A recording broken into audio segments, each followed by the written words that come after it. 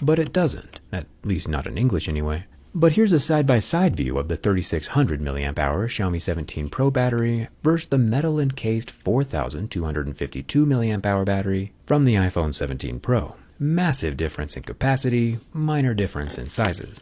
Very fun. With the battery gone, we can remove the 6 screws holding in the lower loudspeaker. The speaker housing does have a little trap door revealing the balls inside. The balls help the speaker sound bigger than it actually is. I'll unplug the 3 long extension ribbons and pull out the charging port board. This is the guy that can charge at 100 watts. It also has a red rubber ring around the opening to help with that water resistance. There's more waterproofing over the loudspeaker opening, and 2 smaller microphone gaskets sitting perpendicular to the bottom of the phone. The white hexagon water damage indicator sticker is near the SIM card tray opening, so Xiaomi can tell if your phone has ever been wet just by popping out that SIM card tray. The vibrator is in the lower right-hand corner, and it's half the size of the iPhone 17 Pro's vibrator. Size isn't everything, obviously, but the extra length the iPhone vibrator has does allow for more complex and haptic-style vibrative feedback.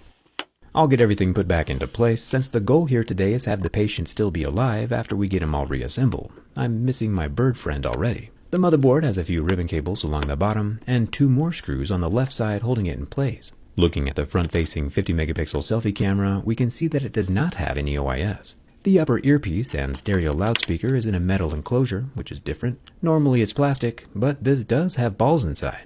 I'll dump them out into my hand.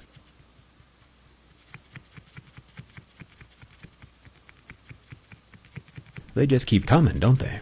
Anyway, now that we've spilled balls everywhere, the upper 2 cameras want to lift out with the motherboard, but the third, lower camera wants to stay in the phone frame. You can see the top 50-megapixel main camera does have OIS. Along with the 5x telephoto camera, it also has optical image stabilization. The main camera appears to be similarly sized to the iPhone 17 Pro, but the telephoto has a much smaller sensor.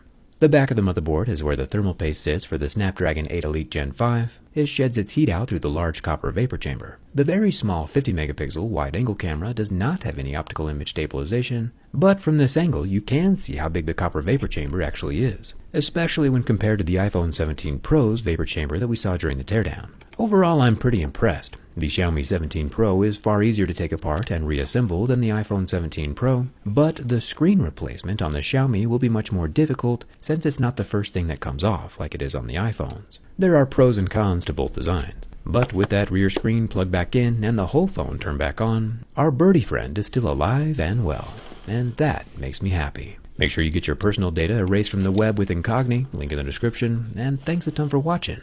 I'll see you around.